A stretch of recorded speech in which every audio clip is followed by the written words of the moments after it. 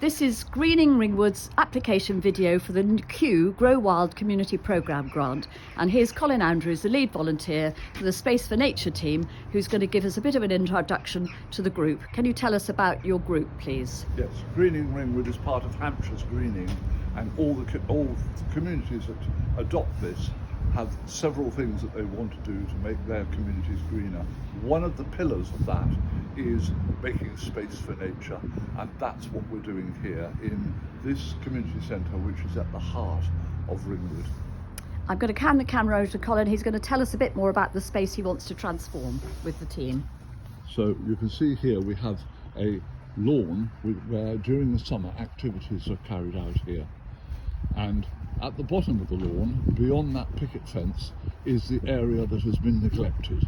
In fact, not so much neglected as plants that have been dug up and just planted willy-nilly, and without any thought about any theme. So a lot of plants are not native, and they've been allowed to overgrow. And in the centre we have the Jubilee tree, which is a very important tree put in for the Queen Elizabeth Jubilee.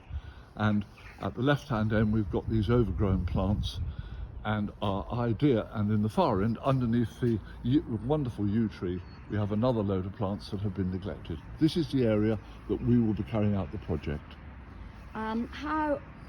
What do you have any plans for some native UK plants and some fungi to transform this area? Yes, so the native plants for shrubs will go in here, the aim being birds and insects.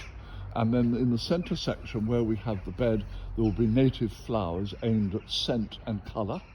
And in the far end there will be native plants that we can cut and shape to a sort of topiary for the preschool children to have a little adventure trail in there. And who are you planning to involve in this project, and how will they benefit? Apart from the volunteers, and we have a volunteer group of 10, we then have all the people that use this community use the lawn. You can see the size of the community. There are about 7 or 8 rooms there, and they're all used every day of the week. Even now on a Saturday afternoon, one of them is being used. So all those have the opportunity, and then we have the schools and the scout groups who will be brought down here to see what we're doing with our native area, but also we have an area for growing vegetables over there, and again that is something where we will be engaging with the young and the old and anyone else who wants to. So by running coffee mornings and inviting people in to see this area, that's where the engagement is established. And when do you hope to have this project started? We hope to be well underway by April, but we have a lot of ground preparation to do, so there's no real expenses until April, and we hope to finish it by September. And are you linking in with other growing groups, do you think? Yes, so there's a garden club that meets every Thursday here, and there's about 90 members. And then we also connect with the Cycle of the Sea, which is another pillar of greening, and they will be running the vegetable area, and we'll be sharing work as need be. And how many how many households do you think we have in our community?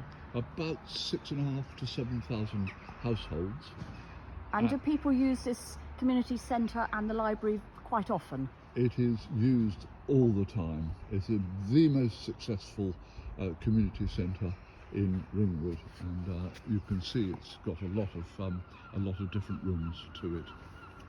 Okay, thank you very much.